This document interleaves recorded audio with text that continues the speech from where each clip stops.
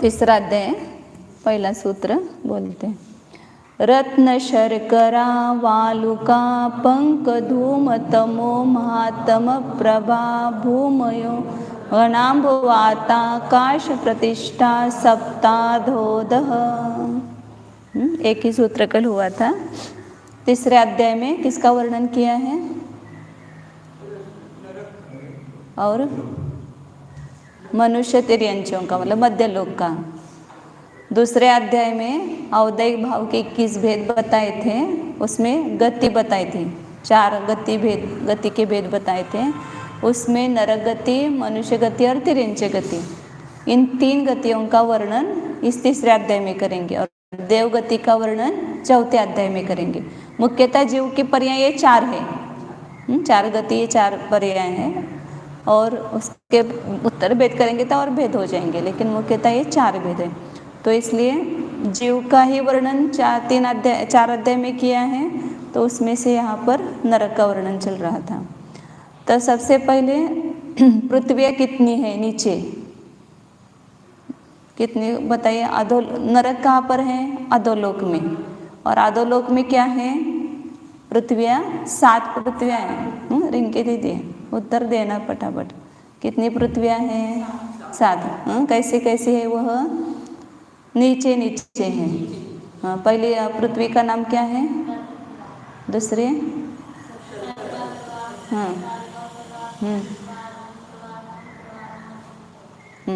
और इसके दूसरे नाम क्या बताए थे?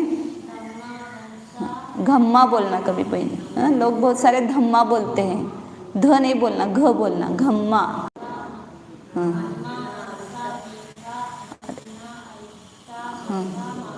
पहले अंजना, अरिष्टा, मघवी और माघवी, ये 7 बताए थे पृथ्वियाँ। और ये 7 पृथ्वियाँ किसके आधार पर हैं? पहला वलय कौन सा है? हाँ, घनाम्बुवात वलय नहीं बोलना, घनाम्बु वलय नहीं बोलना, या घनोदधि बोलना। हाँ, घनोदधि वलय, फिर घनवात वलय, तनुवात वलय, ये 3 वलय हैं। घनोदधि में पानी गाढ़ रूप से है, इसलिए उसको घनोदधि बोलते हैं। दूसरे वलय में वायु घन रूप से है, इसलिए उसको घनवात वलय बोलते हैं। और तीसरे वलय में वायु पतली है, तनु का अर्थ पतला होता है, तो पतली है इसलिए उसको तनुवात वलय बोलते हैं। तो ये 3 वलय के आधार से, मतलब एक दूसरे के आधार से हैं। और ये तनुवात वलय किसके आधार से हैं? आकाश के आधार से हैं। और आकाश किसके आधार से है? स्वयं ही अपने स्व प्रतिष्ठा है। आकाश जो है स्व आधार से, हर एक द्रव्य अपने आधार से है। ये तो व्यवहार की अपेक्षा से बाहर से आधार कहा जाता है, तो सभी द्रव्य अपने अपने प्रदेशों में रहते हैं, अपने ही आधार से रहते हैं ये, लेकिन बाह्य व्यवहार की अपेक्षा से उसको आधार कहा है? निमित्त की अपेक्षा। और उसमें उस पृथ्वियों की, वो पृथ्वियाँ जो है, पहली पृथ्वी कितने है उसका, ये कितना है ऊंचाई कितनी है उसकी? पहली पृथ्वी की 1,80,000। उसके कितने भाग बताए थे? पहली पृथ्वी में कितने भाग हैं? कौन कौन से? अबहुल भाग। खर भाग 16,000 योजन का, पंक भाग 84,000 योजन का, और अबहुल भाग 80,000 योजन का। और उस 80,000 योजन अबहुल भाग में पहला नरक स्थित है, पहली पृथ्वी में। बताया था कल कि सब जो पृथ्वियाँ हैं उसके ऊपर के 1,000 योजन और नीचे के 1,000 योजन छोड़ करके बीच के भाग में नरक के पटल है, और उसमें नरक बिल है। बिल कैसे होते हैं? जैसे कुआं होते हैं ना, ऊपर मुंह छोटा और नीचे होंडा या गुफा वगैरह होती है ऐसे, तो ऐसे वो बिल होते हैं। तो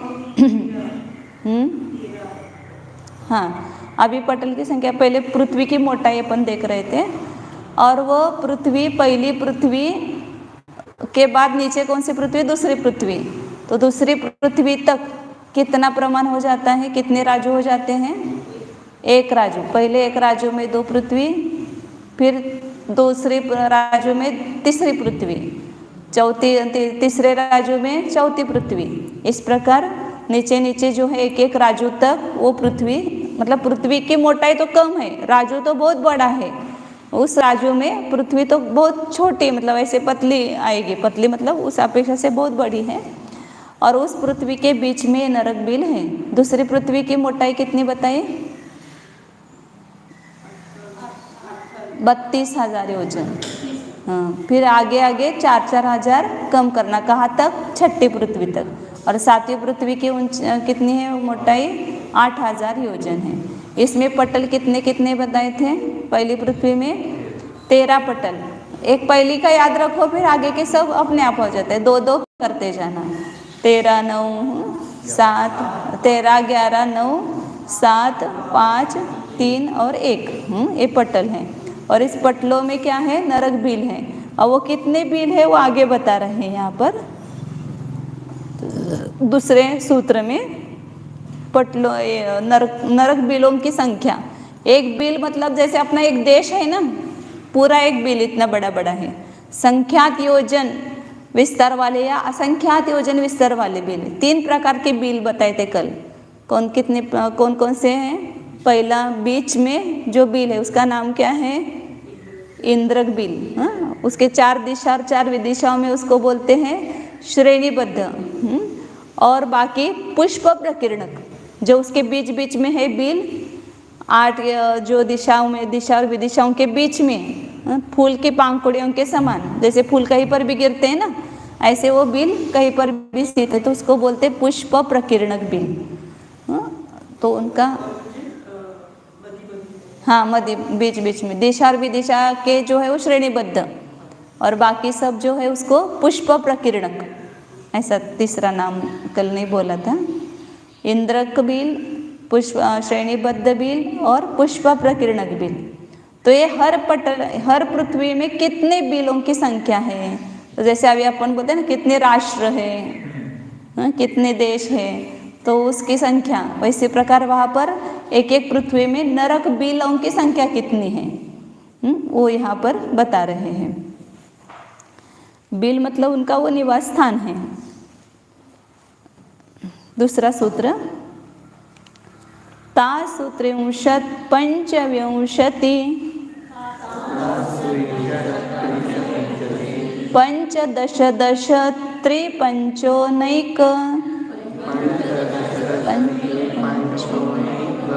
नरकशतसहस्राणि पंचचैव यथाक्रमम्। बोलो। तासु त्रिंशत् पंचविंशति पंचदश दश त्रिपंचोनैक नरकशतसहस्राणि पंचचैव यथाक्रमम्। हाँ बोलो।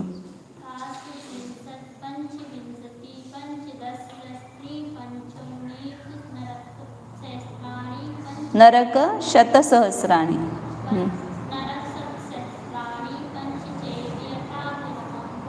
इकडे पाठीमाग कपू दे दे।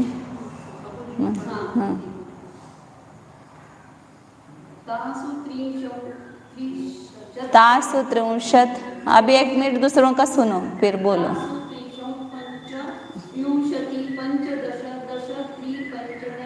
पंचोनैक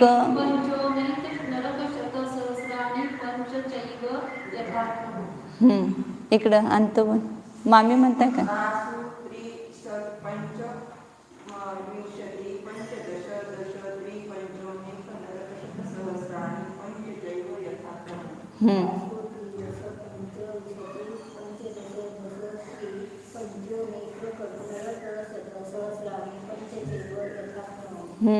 बीजू बोल। तासु तासु त्रिंशत्, त्रिंशत् म्हणायचं, त्रिंशत्।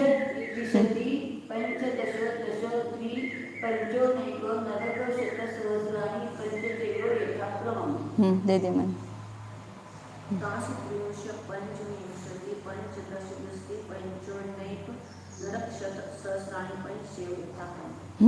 बरोबर। क्या कहा है इसमें? तासु। तासु मतलब उन पृथ्वियों में। नीचे नीचे 7 पृथ्वी, ऐसा कहा ना, पृथ्वी का ही वर्णन किया पहले सूत्र में।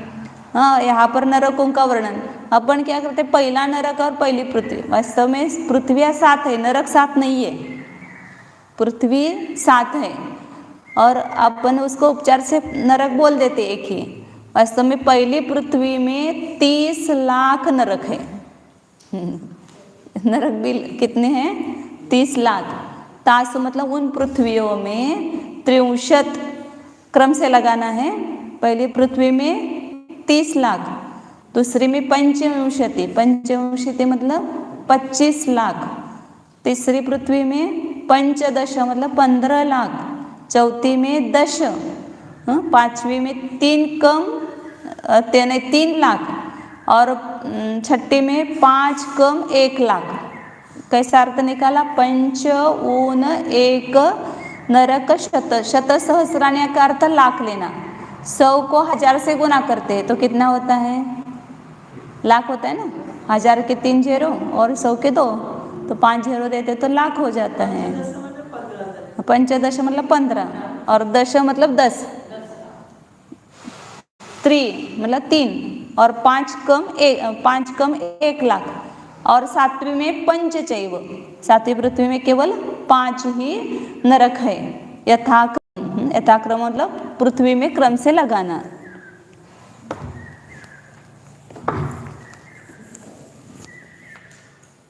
पहले में कितने बताए? 30 लाख।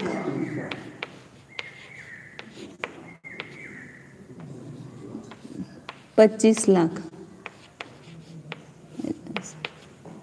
दिसते का? 15 लाख, चौथी में 10 लाख और पांचवी में 3 लाख, छठी में 99,995 और 7वीं पृथ्वी में केवल 5। क्या है ये? नरक बिलों की संख्या है, पूरे नरकों की संख्या है। तो ये 99,995 और 5 कितने हो गए? 1 लाख।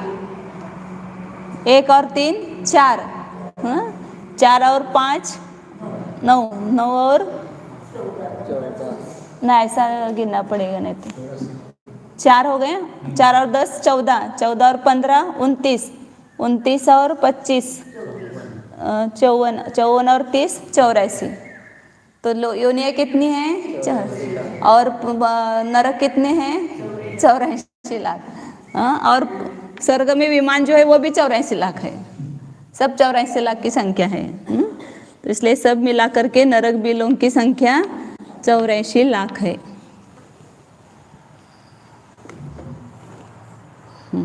अब उसमें से तीनों में बंटवारा करना है। पहले पृथ्वी में 30 लाख है, तो इसमें इंद्रक बिल कितने होंगे? एक एक पटल पर एक एक ही इंद्रक बिल होता है, बीच में होता है ना इंद्रक बिल। तो वो प्रत्येक हर एक पटल में बीच में एक एक होगा। तो इंद्रक बिल कुल कितने हो गए? पहली पृथ्वी में पटल 13 है, तो इंद्रक भी 13 होंगे। और जो वो पहले पटल में बताया था कि दिशा में कितने हैं? 49, हाँ 49, और विदिशा में कितने हैं? 48। और हर एक पटल पर एक एक कम करते जाना है, मतलब 8-8 कम हो जाएंगे वहाँ पर 49 और 48। ऐसा करके सब अपन त्रिलोक सार में उसका गणित किया था कि कितने आते हैं। तो यहाँ पर बताए कि 4420 तो वो होते हैं सब दिशा और विदिशा के श्रेणीबद्ध, और 13 जो है इंद्रक होते हैं। अपन सब नहीं निकालते, एक खाली आपको बताते हैं। तो इन मतलब ये सब 49, ये सब का जोड़ करेंगे ना, 49 4 दिशा में, तो 49 गुना 4 करेंगे तो दिशा के आएंगे, और 48 गुना 4 करेंगे तो विदिशा के आएंगे, दोनों मिला करके। फिर हर पटल पर 8-8 कम करते जाना है, और सबका जोड़ करेंगे तो सूत्र के माध्यम से आता है। अभी आप सब गणित से डरते हैं, इसलिए अभी मैं नहीं बताती हूँ, नहीं तो बहुत गणित बताने लगेंगे तो तत्व सूत्र छोड़ देंगे। तो इस सबका जोड़ करते हैं ना तो 4420 आता है, और 13 इंद्रक विमान है। तो इसको 30 लाख में से कम करो। 30 लाख में से इतना कम करेंगे, 4433 इतना माइनस करेंगे। आप मतलब जिसको गणित की रुचि है ना उस वैसा वो निकाल सकते हैं। हर पटल में पहली पृथ्वी में 13 पटल है, पहले पटल में 49 है और 48 इन सब का जोड़ करो। अभी गुणा कहते हैं ना, उसका जोड़ करना। फिर आगे आगे पटलों में 8 6 है, वो कम करते जाना। फिर अंतिम पटल का निकालो, 13वें पटल का 49 में से 12 कम हो जाएंगे तो निकालो। और उनका मुह भूमि जो गदले से जोड़ करो। अपना जो जीवकांड वगैरह में जो सूत्र आता है ना, मुख और भूमि का जोड़ करके उसका आधा करके उसको पटल से गुना करेंगे, वो आ जाएगा। ये ऐसे आ गया, वो 4433 आ गया। तो 30 लाख कुल है, तो इसमें से माइनस करेंगे तो पुष्प प्रकीर्णकों की संख्या निकलेगी। हाँ और एक 0 चाहिए ना। तो 10 में से 3 गए 7, अच्छा 1 6, अच्छा 1 10 में से 5 गए 5, अच्छा 1 10 में से 5 गए 5, अच्छा 1 9, और एक हो जाएगा, और एक अच्छा आएगा ना यहाँ पर 9 ही होगा। 29,95,567 ये क्या हो गए? पुष्प प्रकीर्णकों की संख्या हो गई, जो बीच बीच में है ना उनकी संख्या। तो श्रेणीबद्ध कम ही होंगे सब जगह, वो बीच बीच में जगह वो एक राजू सब पूरा पृथ्वी का जो भाग है वो सब उसमें नरक बिल है ना ऐसे। तो उसमें बहुत सारी जगह मतलब बहुत असंख्यात योजन है, और एक एक बिल भी असंख्यात योजनों की है। इसमें किसी का चौकोन आकार है, किसी का गोल है, किसी का त्रिकोण है, ऐसे अनेक आकार वाले यहाँ पर बिल होते हैं। और अब आगे ऐसे हर पटल का निकालना, ये दिशा विदिशा के कितने होंगे, श्रेणीबद्ध और इंद्र कितने होंगे, पटल जितने उतने इंद्रक होंगे, उसको माइनस करेंगे इसमें से तो बाकी के पुष्प प्रकरणिक होंगे। ये सब अपने त्रिलोकसार में निकाला था। अब आगे बताते हैं कि वहाँ के जो नारकी जीव है उनके मतलब कैसा दुख भोगते हैं, किस प्रकार का उनका स्वभाव है, वहाँ की लेशा कैसी है, ये सब बता रहे। तीसरे में विशेषताएं बताते हैं उनकी।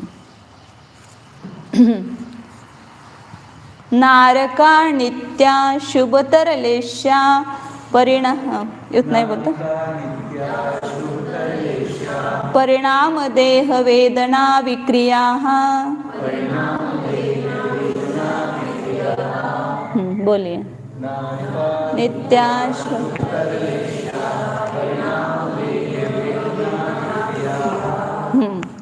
नारका, हाँ बोलना है, बोलो लिख के देते।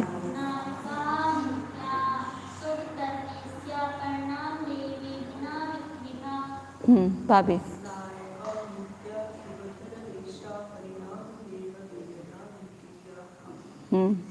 म्हणा भैया तू।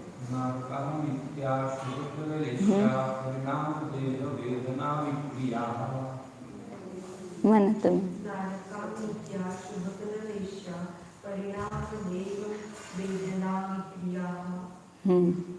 मत कर नारका नित्या शुभतर लेशावरती नाम देह परिणाम, परिणाम आहे ते वर्ण आहे, प आहे ते परिणाम देह वेदना विक्रिया।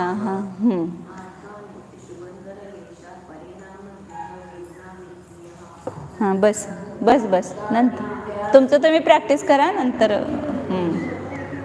नारका, हाँ कैसे नारकी जीव वो बता रहे हैं। ये नरक, पहले पृथ्वियों का वर्णन किया और उस पृथ्वियों में नरक कितने हैं ये बताए। अब उस नरक में रहने वाले नारकी, हाँ उनका स्वभाव और कैसा है वो बताते हैं।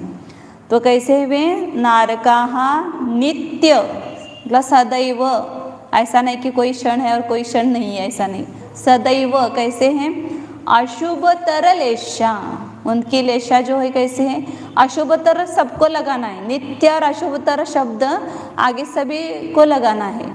नित्य अशुभतर लेशा है, नित्य अशुभतर परिणाम, नित्य अशुभतर देह, नित्य अशुभतर वेदना और नित्य अशुभतर विक्रिया। ऐसे लगाना है। नरक पृथ्वियों में आगे आगे देखते तो ज़्यादा अशुभ अशुभ है, इस प्रकार वो अशुभतर हैं और उनके भी सदैव परिणाम ऐसे अशुभ अशुभ ही होते रहते हैं। तो पहले क्या बताया, नित्य अशुभतर लेशा वाले हैं, मतलब उनकी लेशा नरक में 3 अशुभ लेशा ही होती है। अशुभ लेशा कौन सी है, दूसरे अध्याय में आया था, गति लिंग, उसमें लेशा का वर्णन आ गया था, उसका अपने विस्तार से समझाया था लेशा का। तो 6 प्रकार की लेशा है। लेशा मतलब क्या है, लेशा लेशा किसको कहते हैं,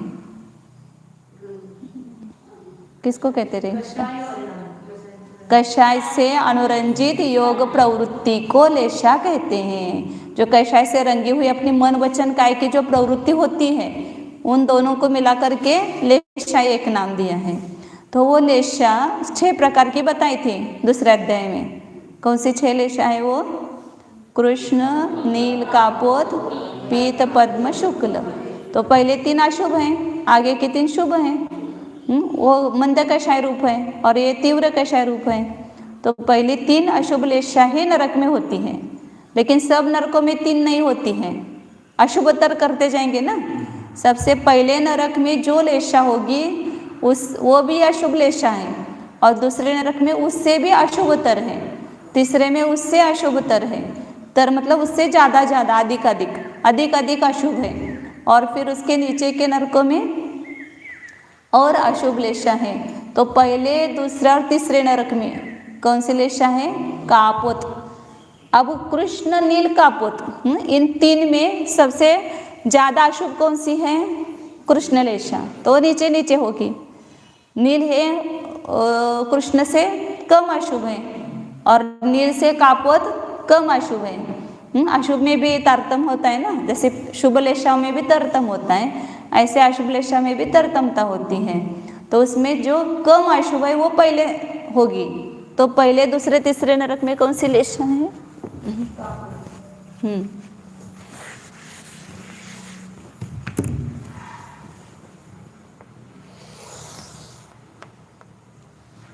कापोत लेशा है। ये पहली पृथ्वी है, 1 नंबर लिया, कापोत लेशा। दूसरी पृथ्वी में भी कापोत है, लेकिन इस कापोत से ये जगन्य कापोत लेशा है, लेकिन इससे भी तीव्र कापोत लेशा वहाँ दूसरे पृथ्वी में है, दूसरी पृथ्वी नरकों में है। तीसरी पृथ्वी के नरकों में भी कापोत लेशा है, लेकिन उसमें और 2 जगह उत्कृष्ट कापोत लेशा, इस पर दूसरी जितनी कापोत है उससे भी अशुभतर ऐसी कापोत लेशा है, क्योंकि एक लेशा के बहुत असंख्यात लोक प्रमाण भेद है।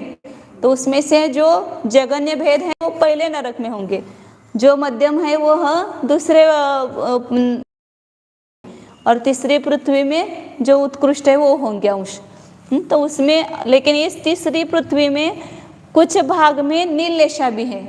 उसमें कितने 9 पटल है ना तीसरी पृथ्वी में, तो वो नीचे के पटल में वहाँ पर नील लेशा है, इसलिए कापोत और नील, ये 2 लेशा तीसरी पृथ्वी में पाई जाएगी। या नील लेशा का जगन्य अंश है, यहाँ पर एक कापोत लेशा जगन्य है, ये मध्यम है, और यहाँ पर उत्कृष्ट है। और इसी तीसरी पृथ्वी में नील लेशा का जगन्य अंश कुछ विमानों, कुछ मान्य नरकों में पाया जाता है। फिर चौथी पृथ्वी में नील लेशा का मध्यम अंश है, मतलब बीच के स्थान है, और 5वीं पृथ्वी में नील लेशा का उत्कृष्ट है, मतलब अशुभतर, इससे भी नील लेशा यहाँ पर ज़्यादा अशुभ है, उत्कृष्ट है। और इस 5वीं पृथ्वी में भी कितने पटल हैं, 5 है ना पटल, तो उसके नीचे के पटल में कृष्ण लेशा चालू हो जाती है। तो कृष्ण लेशा का ये दोनों कहाँ पर गए, ये दोनों तीसरी पृथ्वी में है। वैसे 5वीं पृथ्वी में भी कुछ भागों में, कुछ नरकों में नील लेशा है, और कुछ नरकों में कृष्ण लेशा है। ये कृष्ण लेशा का जगन्य अंश है, यहाँ पर, यहाँ कृष्ण लेशा का मध्यम अंश है 6ठी पृथ्वी में, और 7वीं पृथ्वी में उत्कृष्ट कृष्ण, परम कृष्ण बोलते हैं उसको, परम कृष्ण लेशा है, मतलब उत्कृष्ट कृष्ण लेशा है। कृष्ण लेशा के जो ज़्यादा पहले अशुभ स्थान है ना, उत्कृष्ट लेशा के जब स्थान बताते हैं तो कषाय की जो तीव्रता है वहाँ से लेकर के मंद मंद कषाय की तरफ जाते। तो पहले जो शिला भेद में है ना, वैसे वो सब सात्विक पृथ्वी में पाए जाते होंगे। लेकिन याद रखना कि इतनी अशुभ लेशा होते भी सम्यक तो हो सकता है वहाँ पर। और सात्विक पृथ्वी में भी इतनी परम कृष्ण लेशा में भी वो सम्यक्तों की प्राप्ति करते हैं। और आपने तो इतनी मंद कषाय, तो उसमें करने में क्या कठिनाई है। इतनी तीव्र लेशा में वो सम्यक तो प्राप्त कर सकते हैं। तो हमारे तो बहुत मंद कषाय है, तो इसमें सम्यक तो क्यों नहीं प्राप्त हो सकता है। हो सकता है। तभी क्या बता रहे थे, यहाँ से जो बंद करके गए हैं उनको तीसरी पृथ्वी तक के जीव, तीर्थंकर प्रकृति का बंद करने वाले जीव तीसरी पृथ्वी तक जाते हैं। तो वे तीर्थंकर प्रकृति का बंद करेंगे। क्षायिक समय दृष्टि भी जाता है पहली पृथ्वी में, क्षायिक समय दृष्टि केवल पहली पृथ्वी में ही जाता है। और तीर्थंकर प्रकृति का बंद करने वाले तीसरी पृथ्वी तक जाते हैं। वहाँ पर भी अभी असंख्यात जीव है कि जीव तीर्थंकर प्रकृति का बंद कर रहे हैं। असंख्यात जीव तीर्थंकर और क्षायिक समय दृष्टि वहाँ पर है, वो आकर के यहाँ पर तीर्थंकर होंगे। ऐसा क्योंकि अभी अपन देखते हैं ना, कभी कोई जो पहले बहुत पाप करता है लेकिन उसका ऐसा परिवर्तन आ जाता है जीवन में कि उसको पश्चाताप होता है, तो उस समय उसने नरकाई तो बांध ली। ऐसे बहुत सारे तिरेंच भी हैं, ऐसे बहुत सारे मनुष्य भी होते हैं। लेकिन बाद में अब नरकाई बांधे, जैसे श्रेणिक राजा का उदाहरण आता है, उसने नरकाई पहले कितना वो विरोधी था, नरकाई बांधी, लेकिन बाद में क्षायिक सम्यक तो भी उसको प्राप्त हो गया। लेकिन नरकाई नहीं छूट सकती है, उसको वहाँ पर जाना ही पड़ता है। और बहुत सारे पापी जीव हैं ना, वो सुधरते हैं, पुण्यवान जीव बहुत कम सुधरते हैं। क्योंकि पापी जीवों को अंतरंग में ये कुछ निमित्त बनता है तो तुरंत उनको वैराग्य की प्राप्ति होती है या सम्यक्तों की प्राप्ति होती है। लेकिन पुण्यवान जीवों को लगता है कि सब कुछ अनुकूलता है, धर्म करने की क्या आवश्यकता है, सब तो यहाँ पर अनुकूलता है, धर्म करने का अंदर से उत्साह नहीं होता है। मतलब सामान्य रूप से देखते हैं। तो क्या बता रहे हैं कि ये अशुभ अशुभ लेशा ऐसे नीचे नीचे नरकों में पाई जाती है, इसलिए वहाँ पर उनके परिणाम जो है अत्यंत संक्लेश रूप होते हैं। उसके बाद बताया कि क्या है वे नित्य अशुभतर परिणाम। वहाँ का जो परिणाम है, परिणाम मतलब यहाँ पर जीव का परिणाम नहीं लेना, वहाँ के जो पुद्गल है उस पुद्गलों का जो स्पर्श रस गंध वर्ण शब्द रूप जो परिणाम है वो लेना है। मतलब पहली पृथ्वी में जो पुद्गलों का स्पर्श रस गंध वर्ण है उसका उससे तीव्र अशुभ ऐसे दूसरी पृथ्वी में, मतलब ऐसा मिट्टी है तो इतनी दुर्गंध आएगी, उसका स्पर्श होगा तो इतना कर्कश होगा, मतलब वो क्या बोलते हैं, टोचते आपल्याला तसं हिंदी में क्या बोलते हैं, कठोर कठोर होगा वहाँ की मिट्टी का, या वहाँ के जैसे वो पेड़ में वो पत्ते वगैरह होते हैं। तो ये सब जो वहाँ का परिणाम है पुद्गलों का, वो आगे आगे तीव्र अशुभ होता जाता है आगे आगे नरकों में। जैसे वहाँ पर ये भी बताए ना, वेदना में आएगा वो, तो उष्णता और ये स्पर्श में आ जाएगा ना वहाँ पर, तो अधिक जैसे पहले नरक में उष्णता है तो वो आगे के नरकों में और अधिक उष्ण रूप परिणाम होंगे। हाँ, तो वहाँ के जो पुद्गलों का परिणमन है उत्तरोत्तर तीव्र दुख के कारण हो जाते हैं और अत्यंत अशुभतर है। देह, वहाँ के जीव नारकी जीवों का जो शरीर है वो उत्तरोत्तर कैसा है, नित्य अशुभतर देह। मतलब उनके शरीर की जो रचना है वो कैसी है, उनका जो आकार प्रकार विकृत आकृति है, उनको देखने से डर लगने लगता है। आक्रार विक्रार बोलते हैं ऐसे, जैसे वो भूत पिशाच का ऐसा दिखाते हैं ना, वो वास्तव में नारकी जीवों का है। भूत पिशाच देव तो सुंदर होते हैं, वो तो ऐसे आक्रार विक्रार नहीं होते हैं। लेकिन नारक के नारकी जीव है उनकी आकृति ऐसे विद्रूप हुंडक संस्थान ही होता है उनका, देखने में बहुत बुरे लगते हैं, टेढ़ा मेढ़ा सब शरीर होता है, कोई भी उनका अंग अच्छा नहीं होता है। इस प्रकार वहाँ के शरीर जो है उत्तरोत्तर अशुभ है, नित्य अशुभतर देह वाले हैं। और क्या बताएं कि नित्य अशुभतर वेदना, वहाँ की जो वेदना है मतलब दुख है वह भी अशुभ नित्य अशुभतर है। मतलब पहली 5 पृथ्वी तक उष्ण वेदना बताई है, बराबर है ना, उष्णता है पृथ्वी तक है और कुछ भाग में शीतलता है। तो यहाँ पर उष्ण है और यहाँ कुछ भाग में क्या है, यहाँ से शीत चालू होता है और छठे में भी शीत है और 7वें में भी शीत। शीत मतलब ठंडा। तो उस उष्णता की जो वेदना होगी, पहले नरक से आगे आगे नरकों में बहुत तीव्र तीव्र उष्णता होगी, उसकी जो पीड़ा वह अधिक होती जाएगी।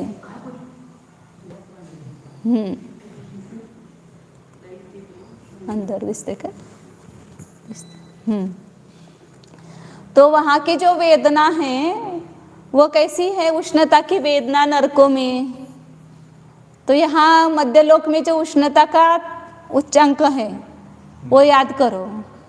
जैसे राजस्थान में जाओ धूप के दिन में, हम गए इसलिए अनुभव इसलिए बता रहे हैं। अलवर में परीक्षा देने जाते थे हम मई जून या जुलाई में, तो वहाँ पर जून या मई में जाते थे तो इतनी गर्मी और उस गर्मी के दिन राजस्थान देश जाओ उसमें गर्मी के दिन, और उस गर्मी के दिन में भी जेठ महीना उष्णता की किरणें हैं ऐसे। और उस समय क्या हो रहा है कि सब जगह दावाग्नि,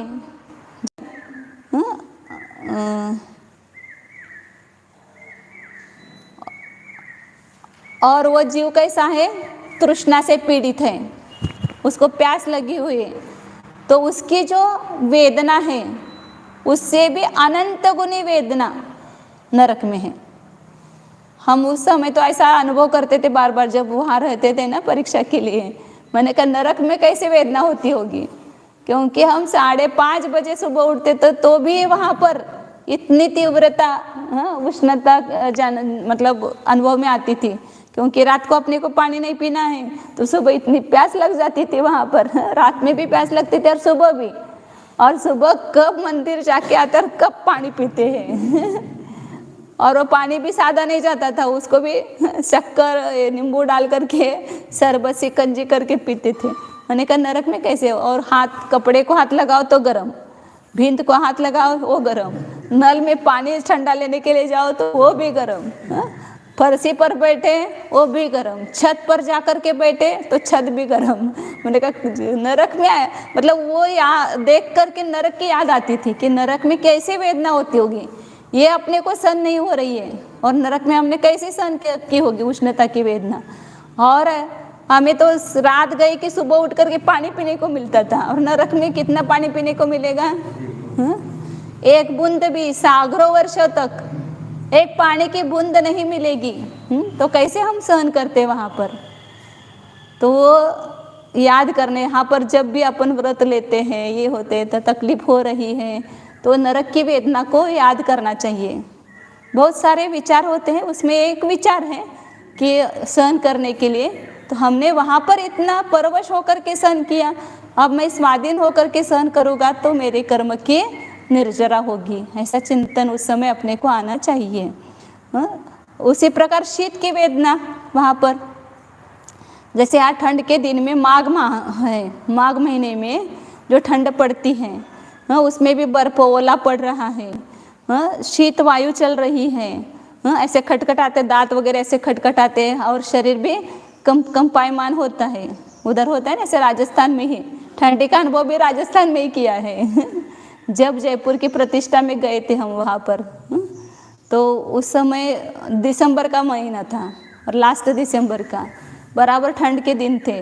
तो ऐसे खाना बना करके रखते थे, रात में गद्दे ओढ़ते थे लोग शरीर पर। तो इतनी थोड़ी सी शीत की वेदना वो सहन होता है, इससे अनंत गुनी शीत की वेदना वहाँ 5वें 6ठे 7वें नरकों में। और हम कितनी बार नरक में गए तो वो वेदनाएं हमने कैसे सहन की होगी। या थोड़ा पसीना आता है, थोड़ा गर्मी लगने लगती है तो दरवाज़ा खोलो, पंखा चलाओ, ये करो वो करो, सब यहाँ पर उसके प्रतिकार करते हम। और वहाँ पर प्रतिकार करने के लिए भी कुछ भी आपको द्रव्य नहीं मिलेगा, ना पंखा मिलेगा न वायु, वहाँ पर हवा चलेगी कभी।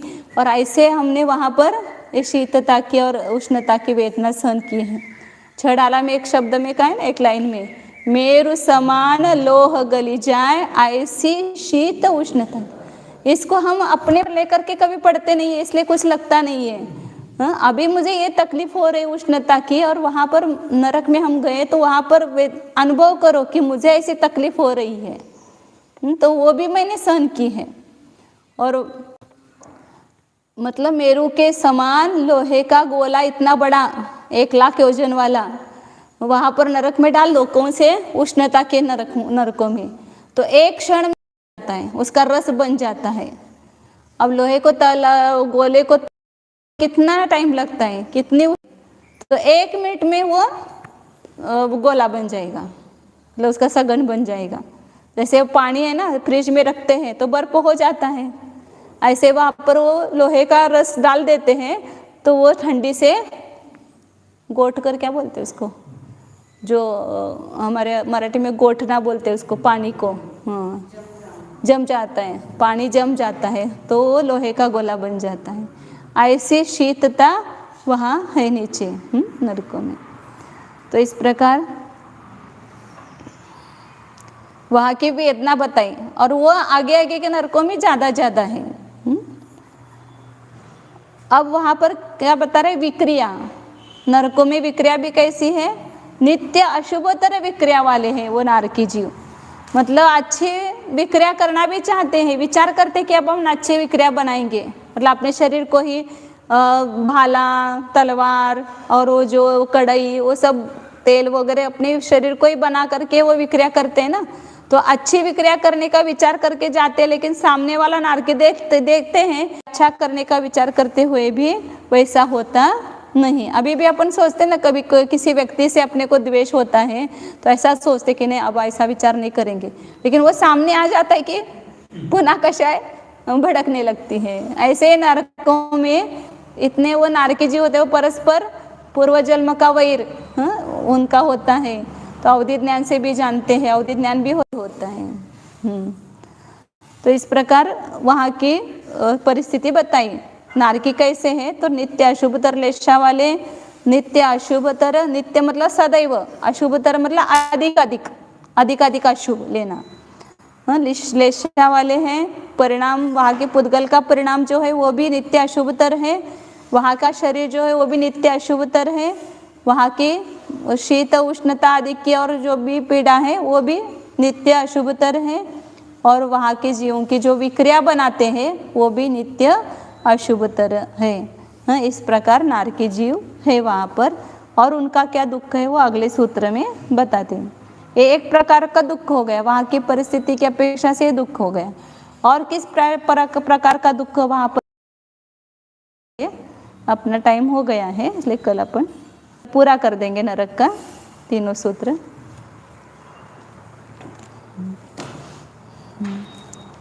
मतलब एक इसका चिंतन भी अपने को वैराग्य का कारण है। जैसे हाँ, कल प्रश्न आया था 1-2, अभी उसका खुलासा करना रह गया है। जैसे एक प्रश्न आया था, विश्रसोपचय किसको कहते, सुबह भी अपनी चर्चा चली थी। विश्रसोपचय शब्द आया था पहले अपने कर्म कर्म के इसमें आया था। तो विश्रसोपचय मतलब स्वभाव वर्गना के भी अनेक प्रकार हैं। उसमें आहार वर्गना, भाषा वर्गना, तेजस वर्गना, कार्मण वर्गना, ये वर्गनाएं हैं। तो उसकी जो जिसमें से ये परमाणु लेकर के जीव के शरीर बनते हैं, आहारक औदारिक शरीर, तेजस शरीर, कार्मण शरीर बनता है, उसको ही विश्रसोपचय कहते हैं। जैसे रॉ मटेरियल, कच्चा माल, जैसे मिट्टी है उसमें से लेकर के जो कुंभकार घट बनाता है, या जो कच्चा माल है उसमें से लेकर के अपन मकान आदि बनाते हैं, हाँ, जो भी बनाते हैं। तो इसी प्रकार ये कच्चा माल इधर पड़ा हुआ है, अपना औदारिक शरीर बनता है। उसमें से कार्मान वर्गना से एक परमाणु लेकर के, सबके विश्रसोपचय अलग है, औदारिक शरीर के अलग हैं, तेजस शरीर के विश्रसोपचय अलग है, और कार्मण शरीर के भी विश्रसोपचय अलग है। उस विश्रसोपचय में से ही ये 3 प्रकार के शरीर अपने जो है, मतलब 5 शरीर ले लो, 5 प्रकार के शरीर बनते हैं। पहले आहार वर्गना से औदारिक, वैक्रियक और आहारक शरीर बनता है। तेजस वर्गना में से तेजस वर्गना के जो विसर्जोपचय रहता है उसमें से तेजस शरीर बनता है और कार्बन वर्गना में से कार्बन शरीर बनता है। मतलब कच्चा माल में से पक्का माल होना, शरीर मतलब पक्का माल और विसर्जोपचय मतलब कच्चा माल, उसमें से ही पुद्गल परमाणु लेकर होती है।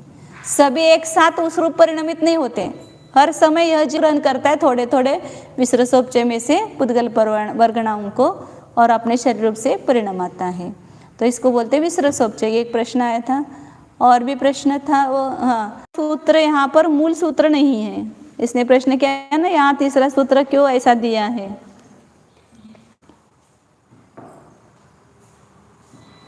इसमें तो नहीं है, पुरानी पुस्तक में होगा, यहाँ सुधार किया है, उसमें नहीं लिया है। तो प्रथमा या ऐसा कुछ सूत्र है वहाँ पर, प्रस्तार के कुछ सूत्र है, तो वो सूत्र मूल का नहीं है, वो कई टीकावे से वगैरह लाइन उसमें आई होगी या किसी ने वहाँ पर कहीं से लिख दिया होगा, तो वो वहाँ पर आया था, वो मूल सूत्र नहीं है। यहाँ नई पुस्तक में तो निकाल दिया है। और भी प्रश्न था कि पंच परावर्तन का यदि चिंतन करते हैं तो संवेग भाव उत्पन्न होता है, और जो सर्वज्ञता कर्मबद्ध पर्याय उसका चिंतन करते हैं तो संवेग नष्ट होता है, तो इन दोनों का संतुलन कैसे करें, ऐसा प्रश्न आया था, उसका और कल चिंतन करके उत्तर देंगे, टाइम हो गया है अपना।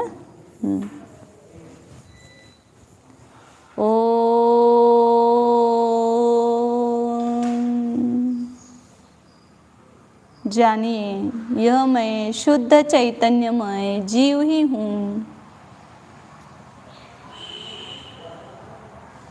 अपने को देखिए,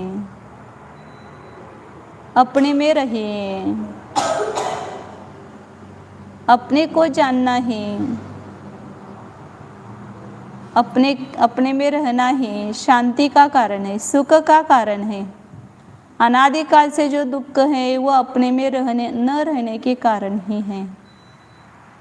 नरक का दुख भी स्व को न जानने के कारण ही है। तो एक बार आप स्व को जानकर सम्यक दर्शन को प्राप्त कीजिए, तो पुनः दुर्गति में जाना नहीं पड़ेगा। देखो, भीतर ही देखो, अपना स्व अपने में ही है। मैं इन पर्यायों से भिन्न, नारक पर्याय से भिन्न, मनुष्यादि पर्यायों से भिन्न एक चैतन्यमय त्रिकाली जीव हूँ, अनादि अनंत चैतन्य स्वरूप ही हूँ।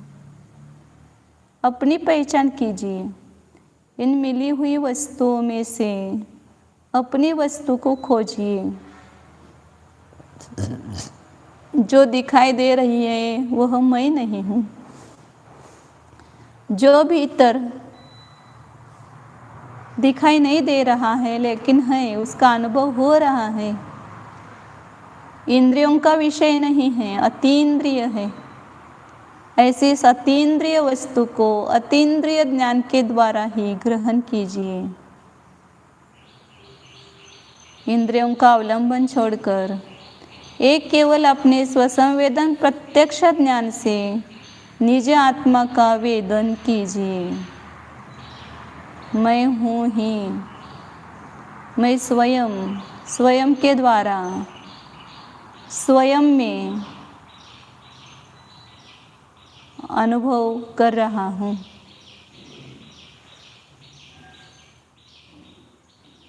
जान रहा हूँ, स्वयं को जान रहा हूँ, स्वयं में ही जान रहा हूँ। शुद्ध चैतन्य सत्ता स्वरूपोऽहम्, ज्ञानानंद स्वरूपोऽहम्, टंकोत्कीर्ण ज्ञायक स्वरूपोऽहम्,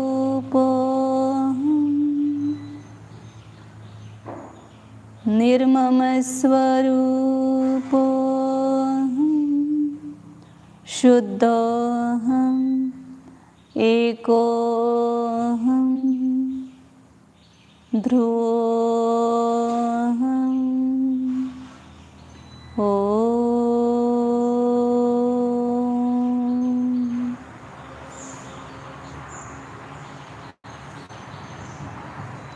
विसर्जन. नमो अरिहन्ताणं नमो सिद्धाणं नमो आय नमो वज्रायानं नमो लोये सौवसाहुणं नमो